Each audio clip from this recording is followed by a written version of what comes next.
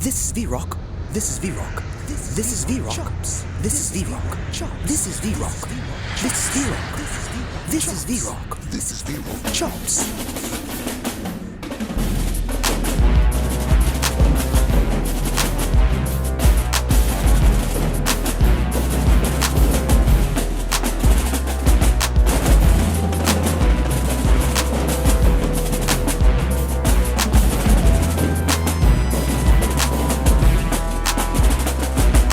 This is VRoc. Chops.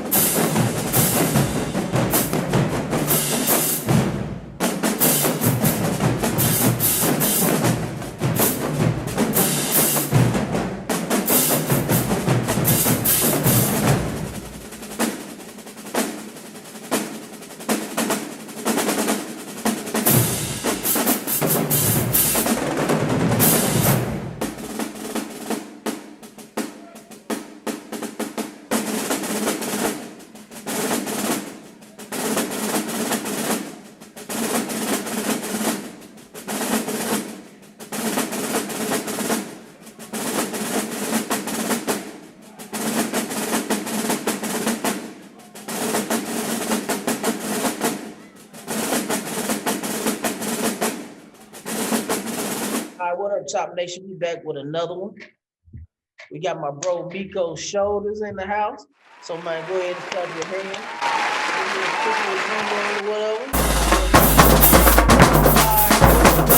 This is VRoc. Chops. Just kicking it, man. Man, what's up, man? How you doing, man? But I'm good, bro. I just moved into a new spot, bro. I just got in here Saturday. Oh, man, that's what's up, man. Just kicking back, man. Just trying to relax before I dive back into that too. Cool, man. Cool. Well, man, we're gonna go ahead and jump straight into these questions, man. I'm pretty much it's the same stuff. Everybody get, we'll just walk that story on down once we finish these questions. So cool, man. So we're gonna start with high school. What high school did you attend? And I went to Jim Hill, man. you Jim went to Hill who? High School in Jackson. You say Jim Hill? Jim Hill, man. I'm gonna let it slide. I'm gonna let it slide. Maybe I might not. Cool, man. So what high school did you attend? For the people that don't know, What? what high school did you attend? High school or college? You understand? My bad, college, bro. College. I went to I marched at Texas Southern, Okay. but I graduated from Jackson State. So I marched at TSU in '09, man. We kicked the whole. Folks just can't stay away from Jackson State. It's just some. Look. For me, it was different for me. Tell me why. Okay. It was different for me. It was different. Yeah, we can dive into that too, just a little bit if you want to. Cool, man. Well, you graduated, so once again, educated black man, ain't nothing wrong with that. Cool, man. So, what is your favorite drum rudiment, and why would you consider it to be your favorite? Favorite rudiment? It gotta be the paradiddle, man. Okay.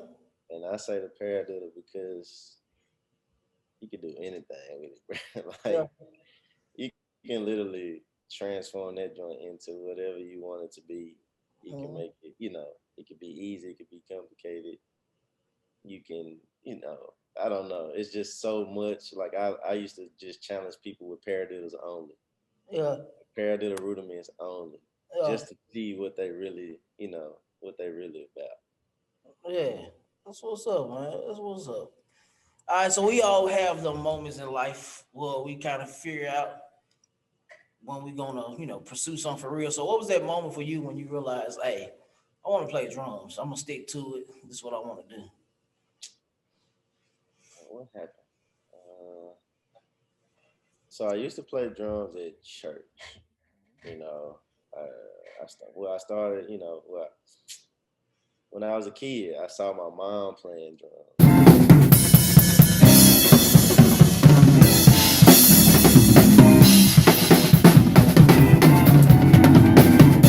Ah, that's a first. And I was a little baby. You know what I'm saying? And, I couldn't even.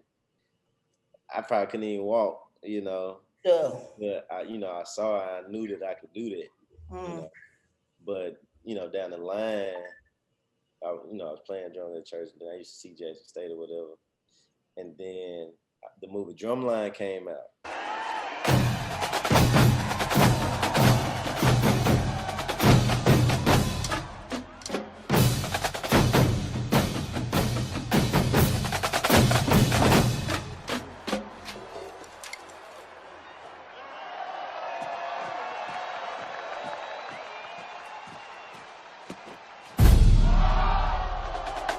Mm.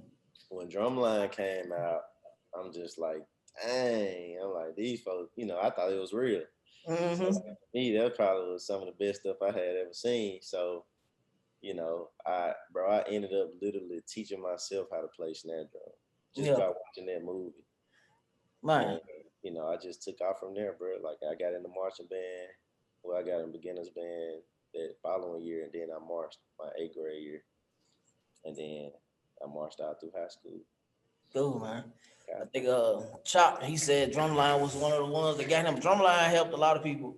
I say it all the time. It's one of the worst, best movies ever. that. Cause it's great, in theory, but because it did open up a whole new world for people that, it did a great thing. But once you went band, you kind of realize ain't nobody for me doing what Devin up there doing And and living. The most, they can do it, but they ain't gonna be sticking around long. Cool, cool. So what's one of your favorite memories from you playing? Like what was one that you can go back to? Like, man, I never forget this moment. never forget this moment. Let me see, man.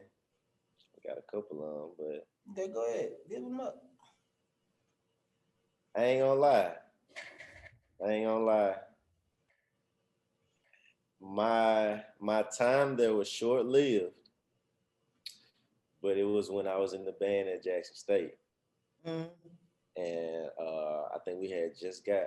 I think we were in band camp, Mm-hmm. and we had finally stepped in there with the full band to play Nick, Mm-hmm. and they cut the lights off.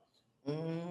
And bro, that probably was like the funkiest moment I've ever had on drums, bro. Like it was 2010, you know what I'm saying? And like, I don't know, bro.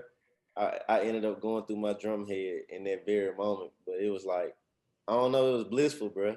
Bro, Cause, this the song that I've been hearing, since before I started marching, yeah. you know what I'm saying? And it was just like, it's like, dang, bro, like I'm here, you know what I'm saying? Like it while it was dark, I knew nobody could see me. So like I'm saying to myself, like, yeah, I'm that nigga, And then when I went through that drum head, it was just like, oh yeah, I'm really that nigga. Cool, cool, man. You got another we want to give, man? Another one. Drums. Let me see, man. I say honestly, I don't know, bro. It's so many. Yeah. It's so many. One of those times. Let me see. Uh, there was a time when I was at Texas Southern and we played Texas College, Okay. and the section leader dude, he was he was standing up the whole game, like he was, talking noise the whole game, kept lifting his drum up, like they didn't want to challenge the other section, and like he just, he was just like, nah, you like sit your section down, like I want you, like you can literally like the field was small, Yeah. but you low key could hear him across the field, and Uh-huh. like he just kept calling out Edge and Edge was our section leader, he from Mississippi, and he just kept calling out Edge and Edge, and he just wave his hand, and then like he looked at me, he was like, man, get that nigga Meco. And I stood up, bro, and it went downhill from there for that, man. I think I want to start seeing it in the PC at one point. I think I saw that in the PC. It's in there. Okay, so yeah, I remember that. Okay, I didn't know that was you playing back though. Or if I did, I forgot. I can't remember. Cool. Sit down, man. Sit down.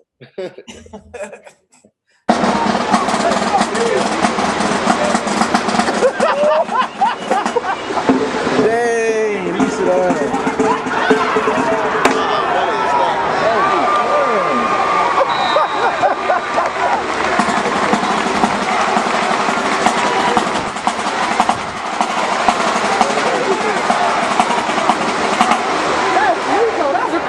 Sit down. Oh.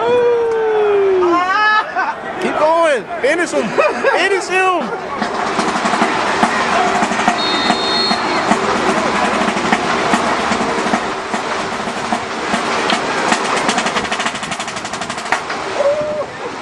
Cool, man. All right, so everything that you've applied, learned from playing drums or being around drums and on percussion sections and stuff, just your everyday normal, practices and things that you've done. What is the biggest takeaway from playing from your percussion career that you have translated to where you are now in life, and what practices do you apply from drums that you apply to your everyday life? So, when I had first, started marching in high school, like when I transitioned to high school, there used to be this bulletin on the board, and it said the 3 Ds of success. It was discipline, desire, and dedication. And that was something that my band director at the time, Charles Bradley, like that's all he was about, you know. And like I used to always look at that bulletin, and every time I practice, I would think about that right there. And that's actually how I got good. That's actually how I, used to practice. And like once I got to a certain level, I realized that all I needed was, discipline, desire, and dedication. So I still, apply that right now today. So like that. Honestly, one of my homeboys told me, bro. He said, "Man, if you approach a business, or if you approach life, same way you approach drums when you first got good," he was like, "Dog, you'll be unstoppable." Mm-hmm. And when he told me that, what I'm saying, like I still struggle with it because like that was a lot of time and effort, bro. Like that was every day, all like every day, multiple times a day, hours a day. Now I just really gotta really like just buckle down to really like become what I'm really trying to become, like by applying that same stuff. But like definitely I've always held on to that discipline, desire, and dedication for sure. Okay. That's something great for me, bro. Yeah, man. That's what's up, man. We got those same the 3 Ds in our war creed. That we do Whitehaven High as well. That they do they chant every day. So yeah. The exact same three. So yeah, man. Cool, bro. Cool. So man, let's start at the beginning. So you went into ninth grade at Jim Hill, playing drum. What year was this? 05, 06. So I tried out in 05, man. I made the last spot. Okay. So 05, 06. You okay? 05, 06. So okay, so you came in high school around the same time. Chop came in. Darius. Yep, a year before. I came in a year before him, if I'm not mistaken. Yeah, because I graduated oh 09. I graduated oh 09. I think he Okay. graduated. He 06, 07. Okay, cool. All right, cool. So yeah, around the same little window. Well, that's what's up, man. Okay, so man, let's talk about that. Let's talk about that time going from ninth grade, 10th grade, 11th grade, when you start feeling yourself in high school, realize that hey, I'm that dude here. Did you ever had that moment? So ninth grade, let's take it back. Ninth grade. So what was ninth grade? You're like, All right, so I came from this school called Peoples, bro. mm-hmm, Like I was the best at Peoples, and my name was kind of out there, what I'm saying, but I wasn't the best in the city. mm-hmm, And going to Jim Hill, it was a lot of heavy hitters trying to go to Jim Hill, and like they had already had their snare line picked out, mm-hmm. during the tryouts or whatever. And man, I just remember going in there to read that sheet music, like just to try out, like the real tryout, and I made it, bro. Like I feel the last spot we had 9 snares. I feel the ninth spot, and Mm-hmm. the guy that they really wanted, I don't think he could read, Mm-hmm. or I'm not sure if it was that he couldn't read, but I guess he just didn't do well on that. Okay. But it was something on there that I saw that I had never seen. But I asked the question though, and I was Okay. like, I said, I ain't never seen this. How do you read that? How you play that? And they told me how to play it, and I played it. You know what I'm saying? I played it through, and to know that I feel that position, bro. I don't know. It was everything. Mm-hmm. So I came in. Of course, like I said, I'm at the end. Everybody had dynasties. Me and this other dude, me and Brandon, we had pearls. Everybody got dynasties. We just got 2 pearls. Yeah. One of the guys had fell off once the season started, but like I don't know. I think that was my motivation, having that pearl. Mm-hmm. You know what I'm saying? I'm like, bro, I want one of them dynasties. You know what I'm saying? Because I ain't gonna lie, dudes at Jim Hill was actually chopping like the Yeah. whole line. My crab brothers, they seemed to be good just because I was at the bottom, Mm-hmm. and I ain't really know what good was because like the upper class was actually cold. So man, I started that same year, ninth grade, bro. I started connecting with different people at different schools Mm-hmm. outside of Jackson. You know Right. what I'm saying? Like it was some cold people in Jackson, but I ran across a dude named Jay Crawford, and Jay Crawford went to uh, Pablo. he went to Pine Bluff for college. I forgot what high school that man went to, but Jay was cold, bro. Mm-hmm. Like Jay was so cold. Like Jay was raw, bro. Like I ain't ever seen nothing like it, man. And Jay used to call me multiple times a week. I used to call him, bro. And every time we talk, he'd teach me something. Mm-hmm.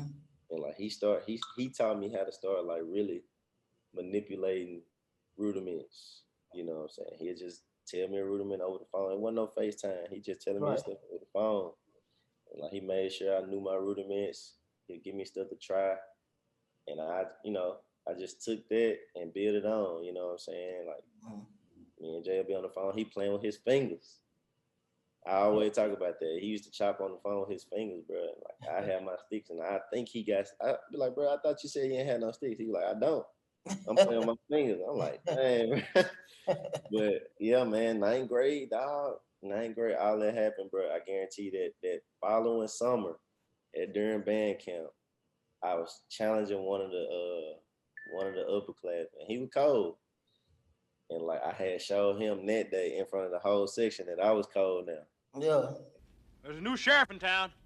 Like everybody just stopped and was looking like, man, that's Meco, bro. Like that nigga was just sorry. All right.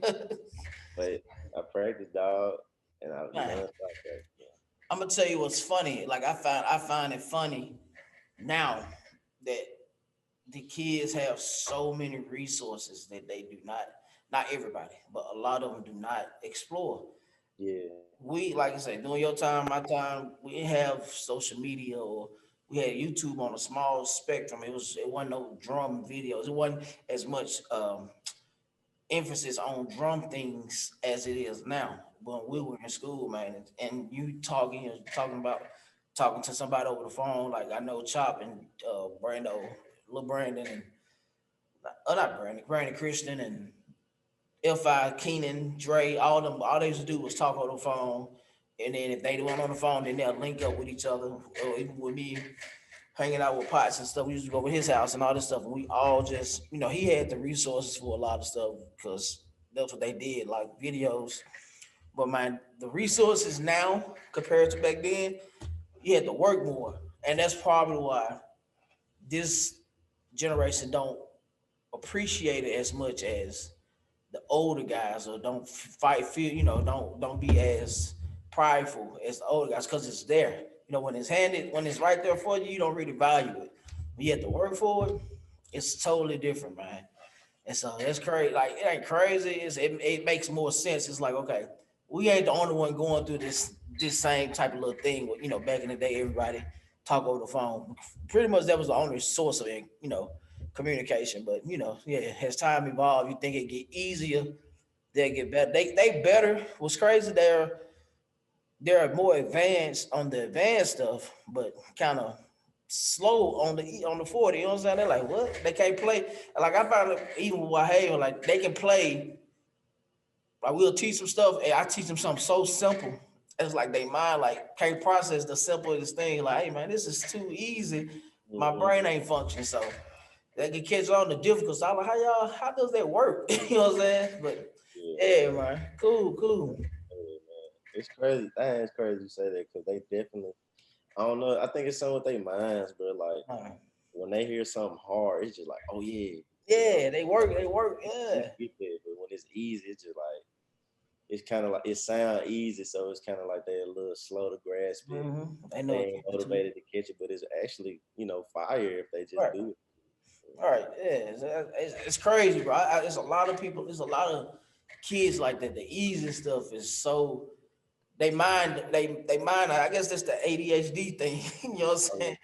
All of them got it. I think all of them got it because like the easiest thing they do not focus. I'm like, dude, this is easy. But some like you think it's a little bit more complex. They mind. Like, okay, let's go. They firing. But yeah, cool. So man, so you going into 10th grade, you let folks know you arrived. And so man, let's talk about, that 10th grade, 11th grade year. What was that about? Were you ever sexually at Jim Hill? That's a story. Let's talk about that too. Okay. So 10th grade, I made my stamp, and honestly, I say I was top 3 on the snap line now. And I think that year we had probably like 9 or 10 snares. And people coming in, other guys I went to middle school with that were actually better than me in middle school. They came in 2010. I mean, that following year, 06, 07. And they thinking, I'm the same Meco. And I'm telling them, I'm like, look, man, it ain't the same. I'm like, it's different. They're like, man, nah, bro, like, bro, bring you. I'm like, okay, so they come in, and I just had to show them, like, I'm like, this what we on now. And so, I made them a believer, and as time went on, I'm, just still progressing, still teaching myself, still, learning. And actually, was that 10th grade? I think it was 10th grade. My 10th grade year going into my 11th grade year, if I'm not mistaken, I challenged this dude, Jeremy Taylor. PWT, he came over in 08. And Jeremy was my boy, and he was even more my boy after we chopped. We chopped on some, he heard my name, he heard about me, so he wanted to see about me, but he was one of Reese boys. So, he was up on buzzers. Like, we wasn't buzzing that much, what I'm saying? But we knew everything else, but he was and it was like a buzz king. And that tape, it's a tape out there somewhere. Me and him chopping, we chopped for about an hour. And like, I ain't ever, I had never really chopped like that before. But, he respected me, I respected him, and we was boys since then. But anyway, going into 11th grade, I was made the co-section leader. me and Corey. And you know, folks was mad, you know what I'm saying, that they didn't get selected or whatever. But, you know, it was what it was. But bro, that was short lived because I had got into it with this guy that didn't even go to the school. And I told him to pull up to an event that we was gonna be at the drumline. And you know what I'm saying, you know, I told him to pull up to that.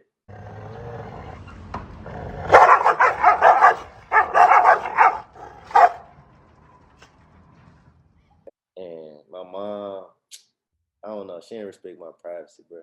Lonzo. That ain't no problem. Huh? That ain't no problem. My mom came in, walked in, saw the screen, and like ended up telling my band director. And I ended up getting demoted from section leader. And the percussion instructors told me, they was like, man, you know, we gonna give you to the first 3 games, you know, and if you didn't got your act together, we'll let you get your spot back. Mm-hmm. I was like, I'm on my best behavior, you know what I'm saying? Like I done learned my lesson. I missed the performance, you know what I'm saying? I was sexually the first 3 games, so I'm like, I'm on my P's and Q's, bro. And 3rd game come, and I'm like, look, man, I've been doing well, you know. I'm like, what's good with, you know, this spot or whatever. And they was like, oh nah, you know what I'm saying, we changed our, you know, pretty much we changed our mind. So it's just like, damn, you know, like you promised me this right here. Mm-hmm. You know, so I was already made section leader by the band director. Mm-hmm. You know, so and you tell me you're gonna give me the first 3 games. You know, I get there, you know, and it's just like nothing. And they gave it to the guy that really wanted to be section leader, mm-hmm. or the co-section leader, whatever. And like, so, you know, I'm going that whole season, and it's just like I was played out my position, you know. I mean, yeah, it was a decision that I made early on, but nigga, y'all told me like that, you know what I'm saying? That's kind of like telling the kid, like, hey, you bring me all A's and I'm gonna give you $100, and they make all A's and you don't get them $100. You don't give them nothing. Yeah. Like you know what I'm saying? So I learned then that it was political in there. Mm-hmm. You know, and then the following year, I don't think they made me. I don't think they made me section leader, bro. Mm-hmm. And somebody else was running the section. And when he got expelled from school, they still didn't want to give me the position. What? And I'm like they gave it to Asia. You know, no hate against Asia, but I just knew that Asia didn't know how to run a section. We need to move Lonzo. That ain't no problem. Huh? That ain't no problem. Yeah, she ran a section in middle school, but she don't know how to run GYT, bro. Mm-hmm. You know, it's parade season. What if somebody pull up on us? What we gonna do? You know what I'm saying? And so like I was always in war mode, mm-hmm. you know, and I had the most seniority on the snare line, so it was just like, and I'm cold.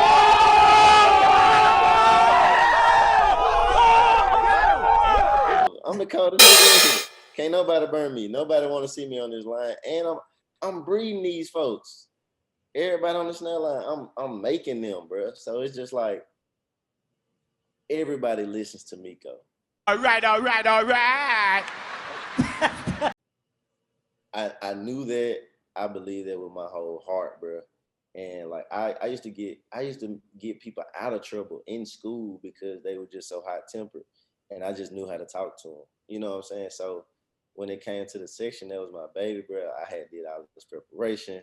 I got good, but what I learned was, you know, 1 is political, and 2, just because you're good don't necessarily mean that you, I guess, are fit to run a section. Mm-hmm. But it was kind of like, give me the opportunity to actually be in position. Yeah.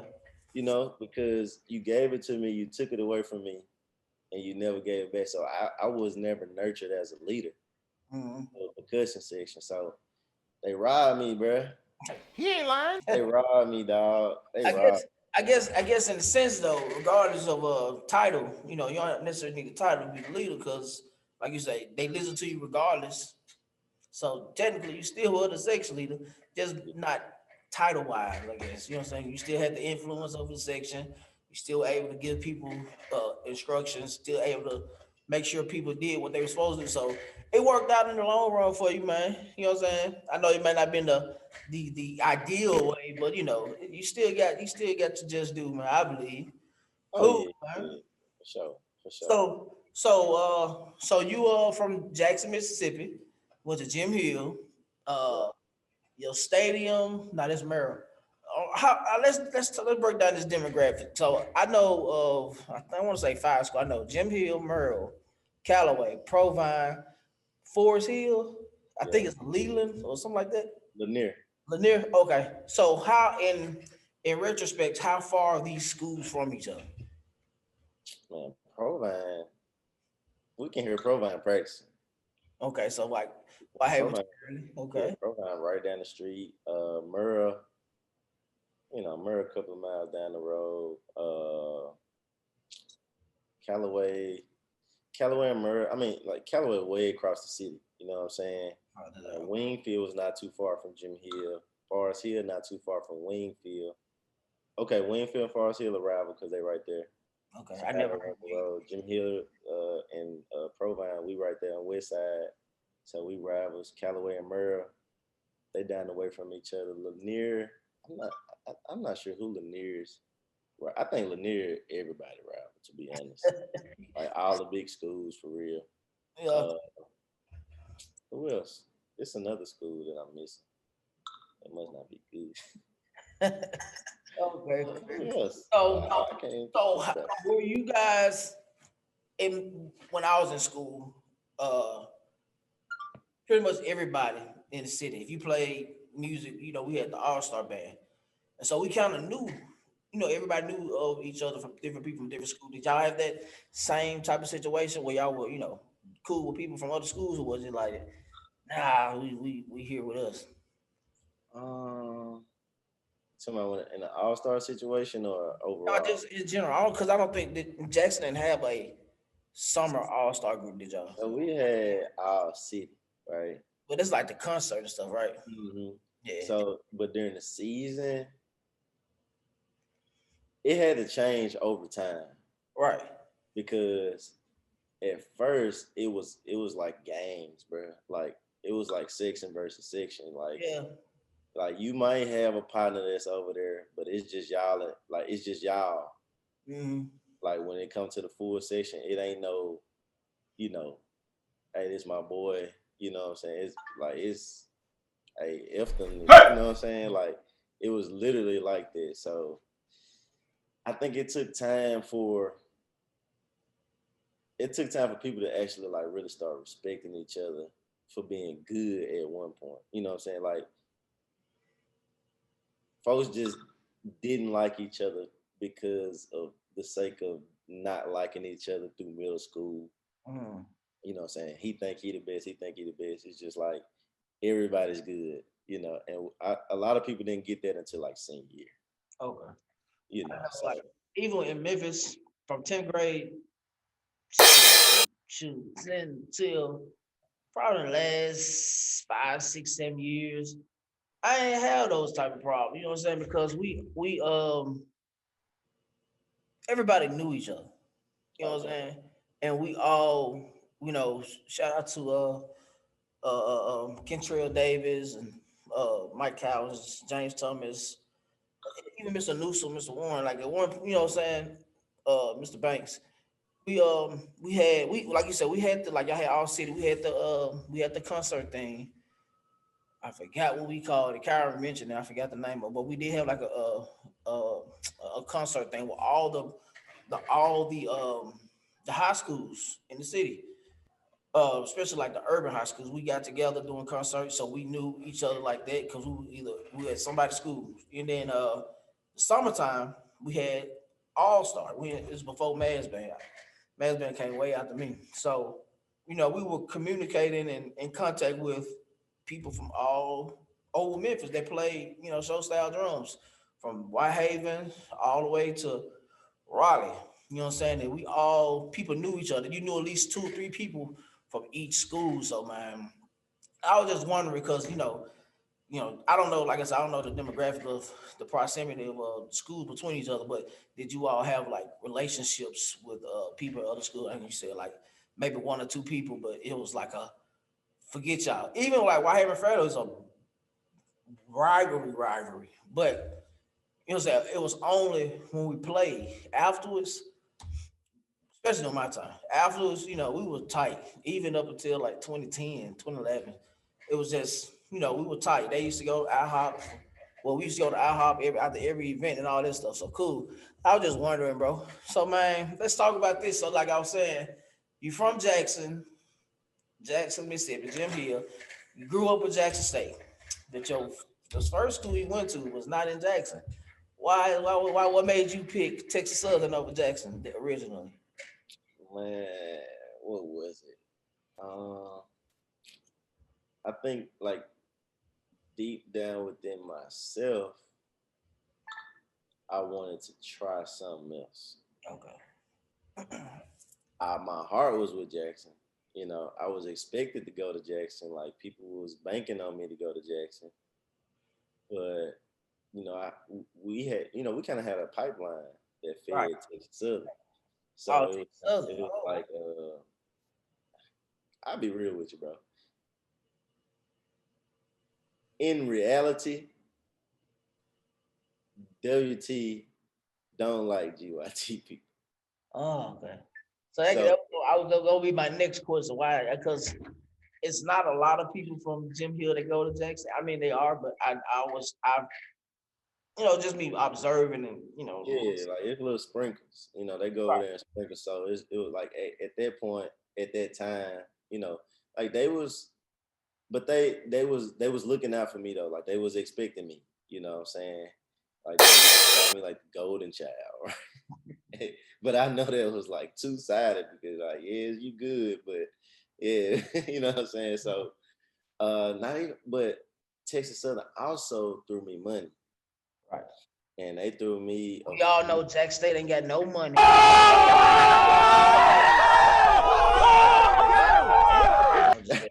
They threw me a full band scholarship. Okay. So it was just like, man, like, and I'm talking to my boy who also got a full band ride. He plays snare, so he used to show me the stuff that they was playing, and I'm like, nigga, I want to play that, And it was like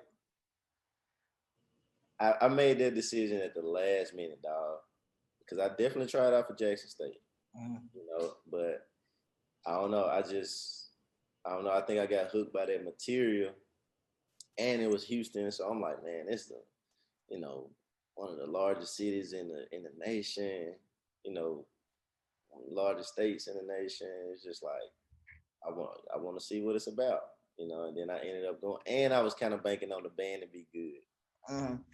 Because I know every time they used to see Jackson, they used to bust their tail. So that's what made me go to TSU, and I quit the band the first week because I was homesick. I want to go home. And I wanted to be at Jackson State. So how long before you went back, man? Man, I ended up quitting the band. I skipped out on band camp, locked myself in my room. My mama came and got me, and I went back to Jackson. Whole time I'm on the road, I'm talking to my boy Jeremy, like, hey, look, I came down here, but I can't do it. And he just like, man, I could talk to some people, but he was like, you right now.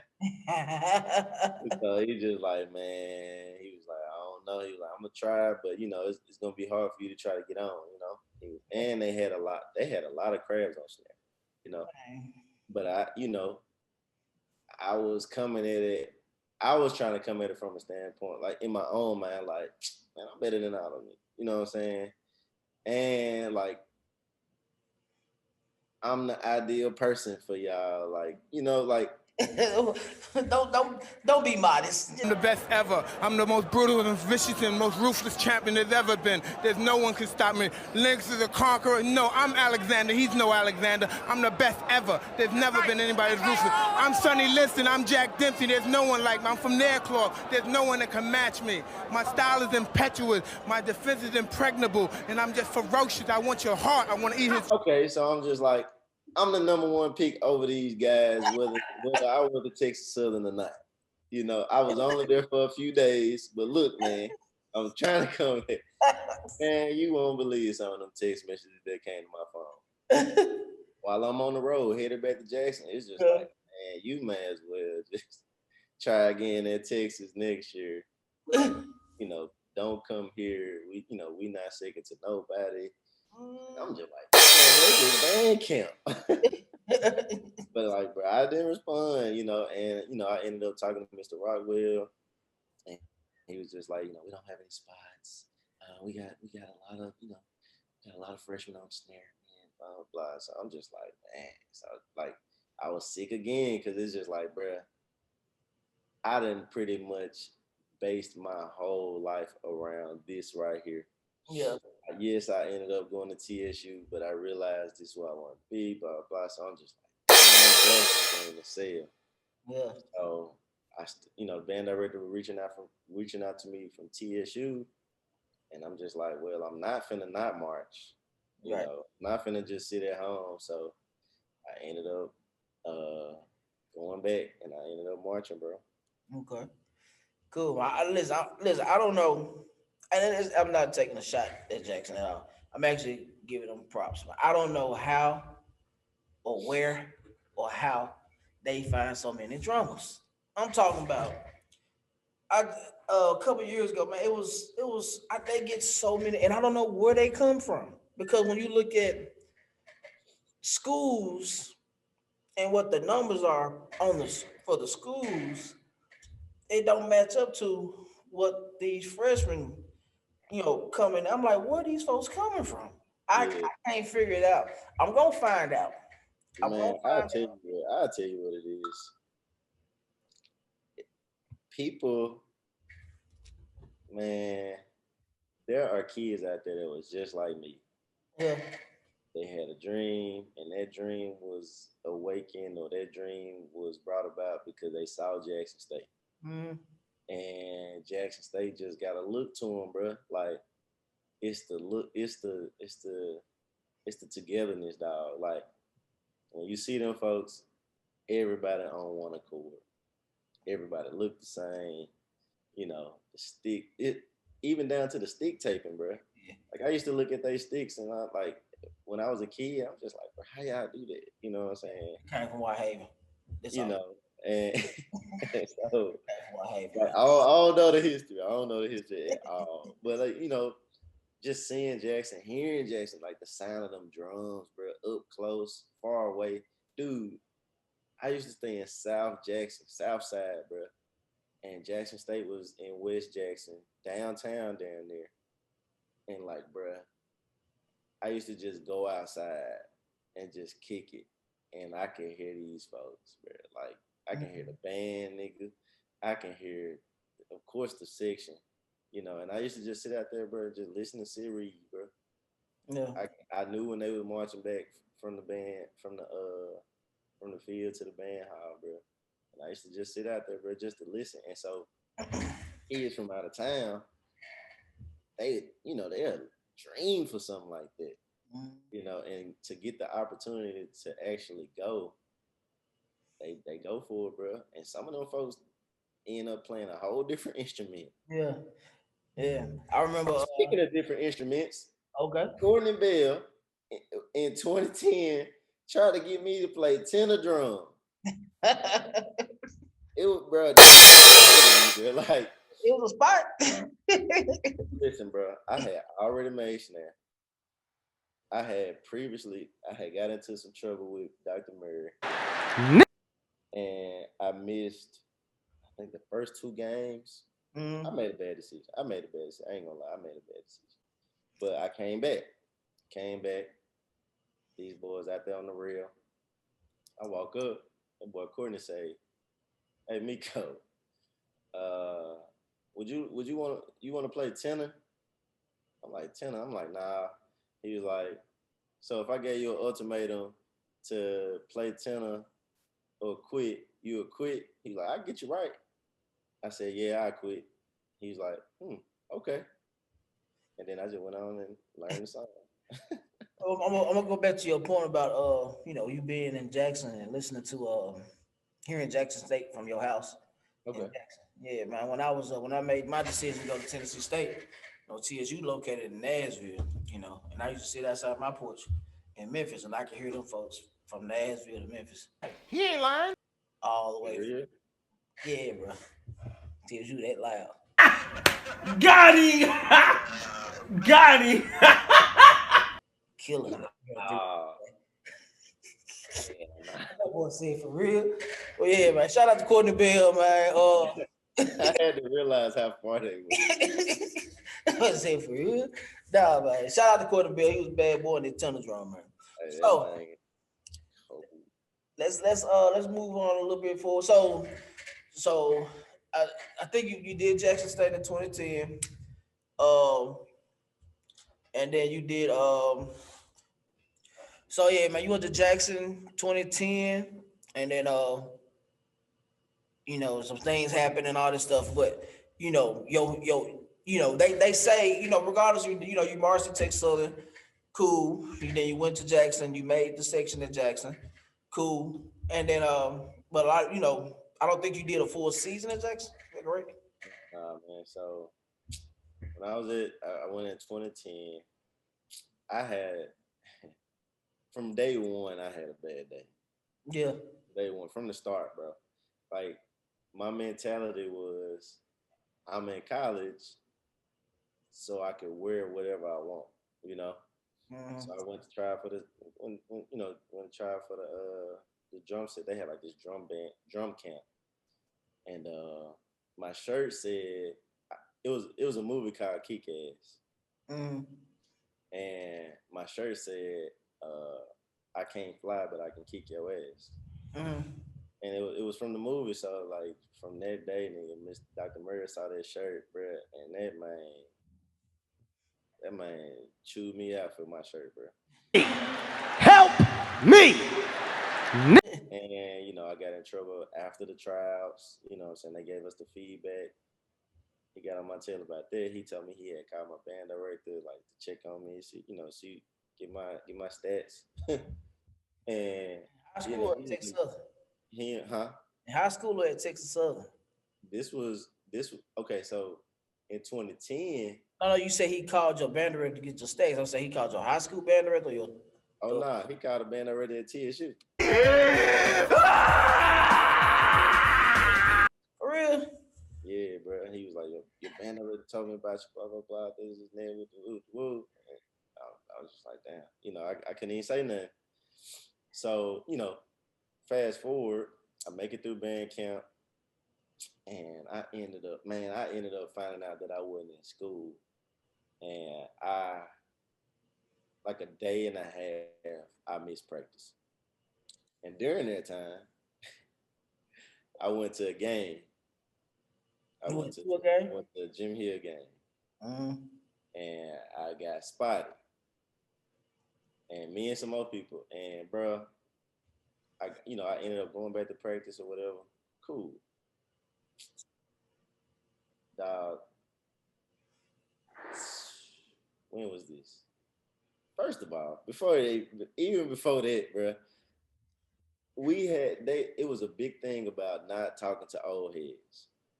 It was this huge thing, like, please don't talk to them, blah blah blah. This is because of the previous situation, '09, whatever. So a guy asked me one time for a ride, and I'm like, okay, practice in a few minutes. I risk being 10 minutes late to get this man a ride. Like, what they gonna do to me? Make me do some push-ups? So it's just like, okay, cool. I took him, and we needed gray shirts that day. It was me and my boy Doug. We took that man home. He gave us 2 gray shirts. Nothing happened, bro. We get back to practice. Courtney was like, Oh, so y'all with the old heads, huh? You know. But Courtney made us drop instantly. Drop. You know. Man, we get in the band hall. We on the wood, and Mr. Rockwell somehow just found out. He's like, how the hell he know? He didn't even see us. You know what I'm saying? We get to the field, nigga. We get to the field. Dr. Murray stopped the whole band. Who was with the old heads today? Point them out. Where they at? What's their name? Called our name in front of the band. Told us to go home. No. Told us we couldn't march the first 2 games. Nigga, that's Southern Heritage Classic was one of those games. Oh yeah, it was over. That's Season. the NC me. You know what I'm saying? So I started out bad. Missed them 2 games. Got in trouble because I went to the game, but like I said, I went in school, but there was no excuse. You know what I'm saying? I could have just did my FAFSA, blah, blah, blah. But 2 weeks after the game, old head come in. They was at the game, them right there, pointing us out one by one. Bro, I'm like, damn, you know what I'm saying? Like it's just all the odds against me. So it's just like I'm expecting the worst, right?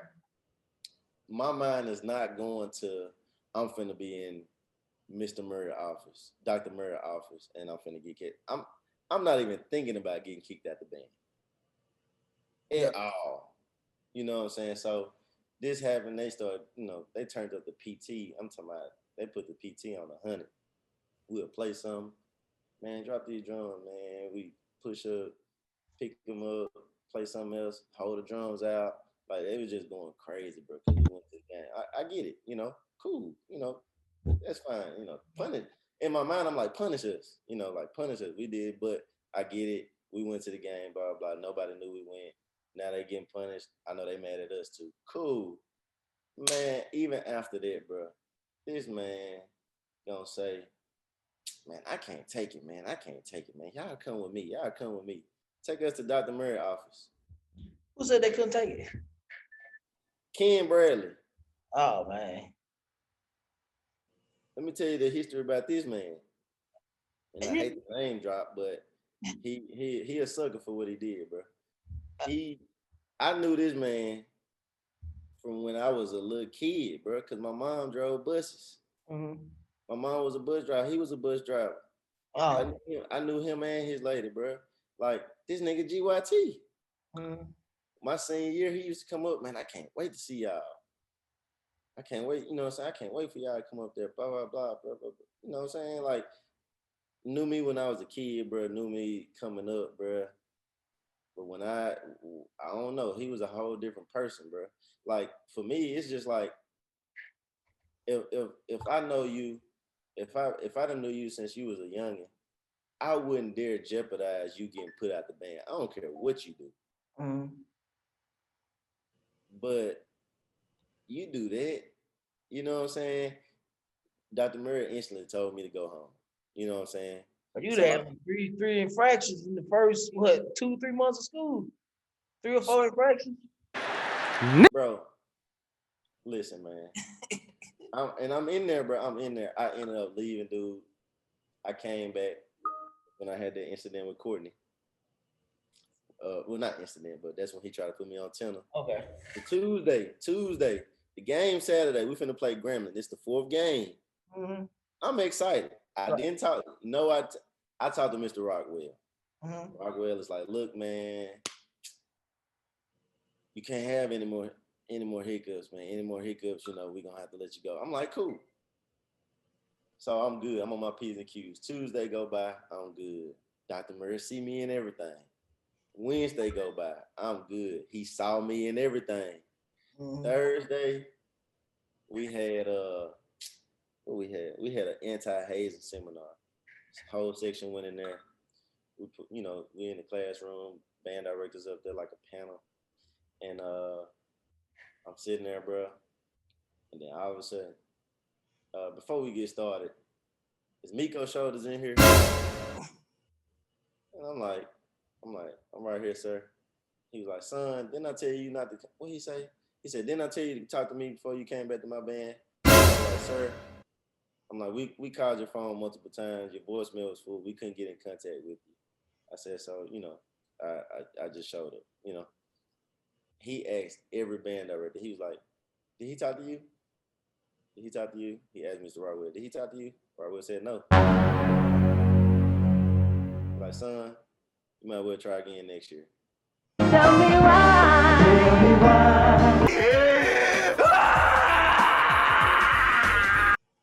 Bro, after that meeting, I was finna get fitted for my uniform. After that meeting, I was finna get fitted for my uniform, dog. And I was, next day was gonna be dress rehearsal. Saturday was gonna be the game. I couldn't win for losing, bro. Bro, that was a long walk back to the car, bro.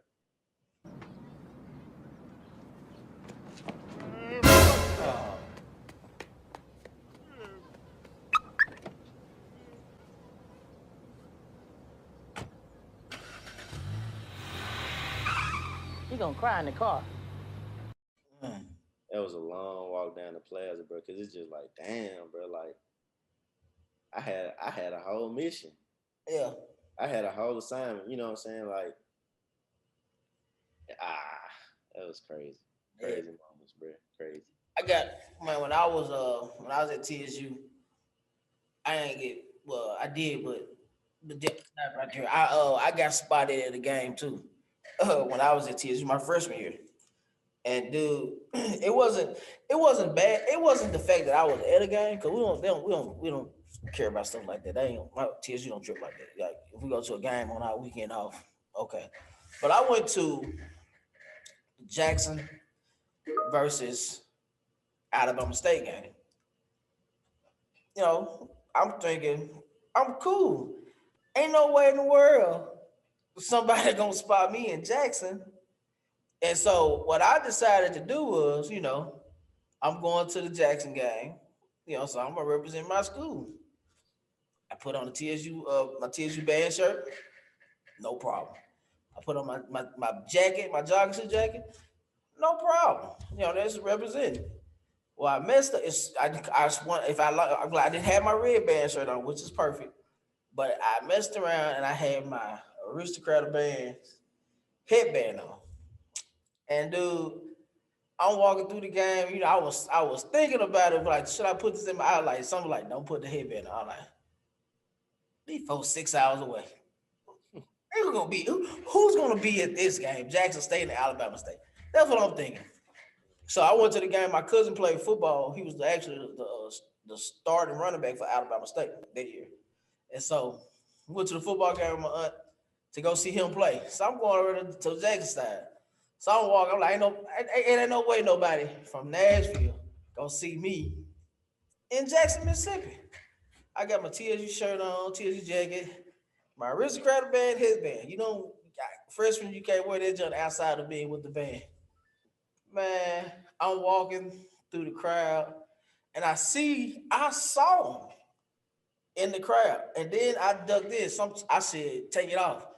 My mind said it, my body didn't react. So I walked. I didn't just get spotted. I got spotted by the section leaders of the drum section.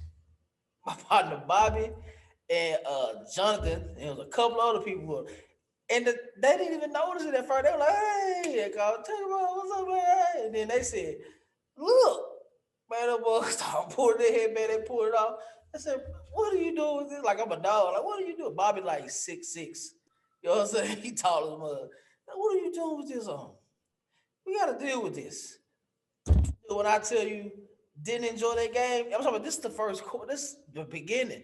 From the beginning of this game until I got in the car, like my stuff's like a kid, you know you're gonna get a whooping when you go home. That was that type of feel like nobody touched me or nothing like that, but just the anxiety of getting caught with that headband on and having to go from Saturday till I get back to school with the uncertainty of what's about to happen. And so, man, long story short, man, I was sick. I get in the car Sunday. I'm getting ready to drive back. My partner Boogie called me like, man, I heard about your little situation. I was like, man, Steve Potts called me. He's like, man, bro. He's like, he called me. And I was like, man, I ain't wear a headband anyway, but he talked to me. So I get to school, get back to school, get ready to go to practice. The folk called me, the upper class, the band staff, then they wasn't caring about nothing, but the upper class, that man, this dude, I forgot the trumpet player's name. But like Bobby, like, go talk to him. So long story short, I was good, but that was like the worst feeling ever getting caught at a game.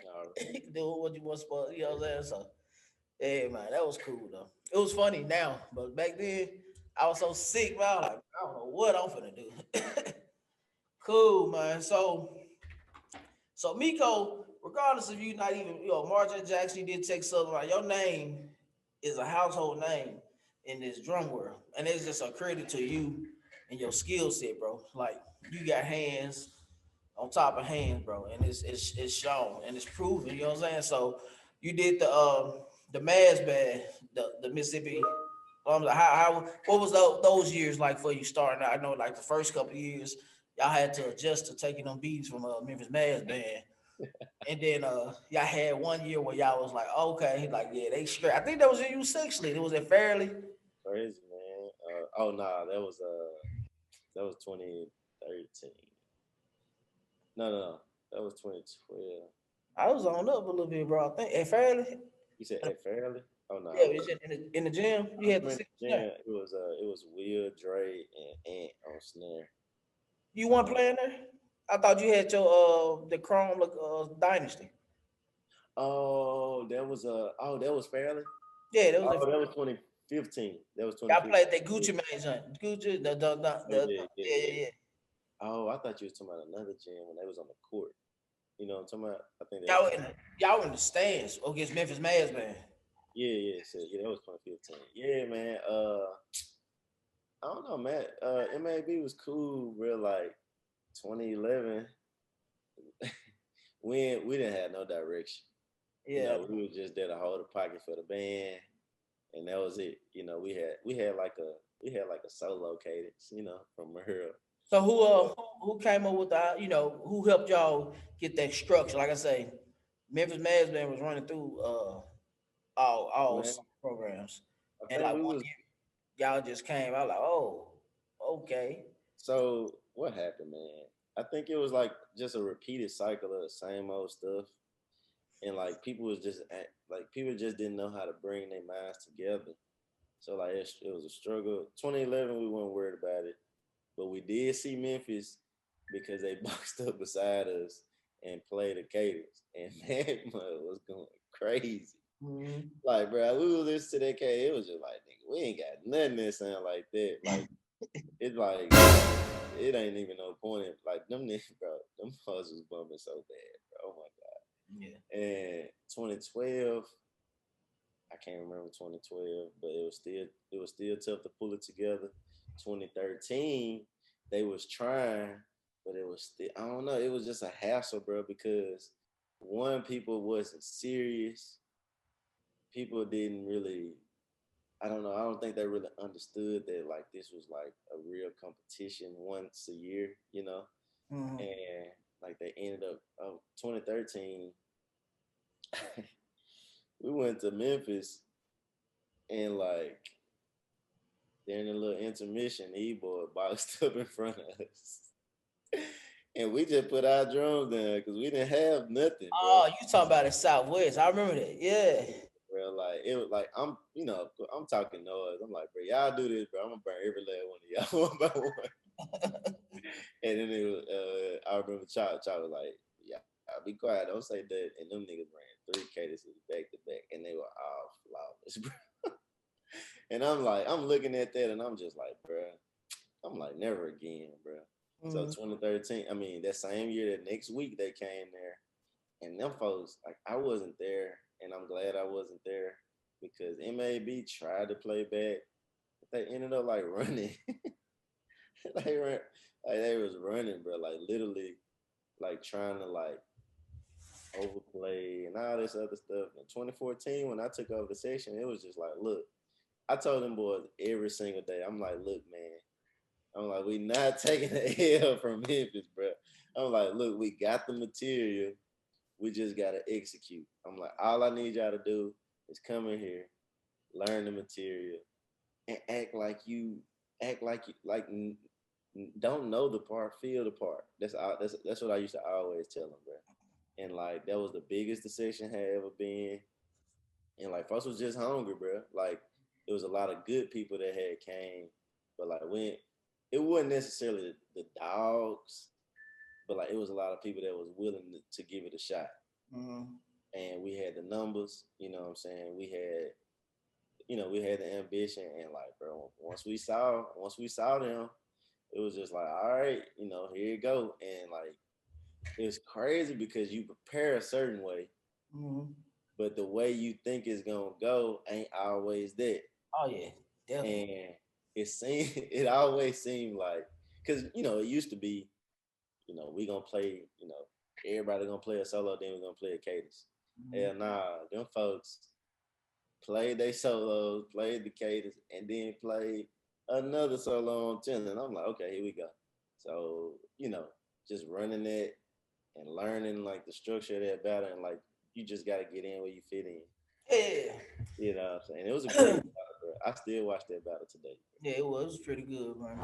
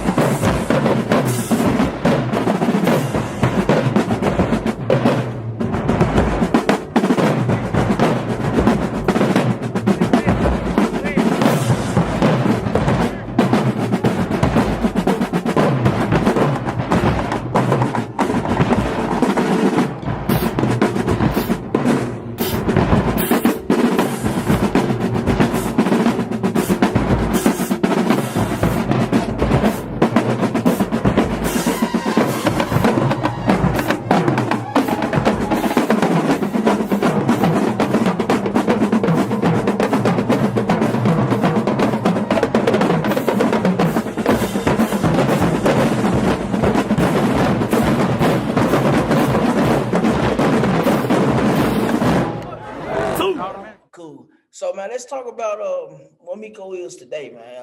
You mentioned it to me earlier. From Jackson, Mississippi, you know what I'm saying, getting in trouble, making unconscious decisions, and has led now you're in a position of working in our state capital. If you can elaborate on that. What are you doing right now? What's your My your title. employees? Yeah.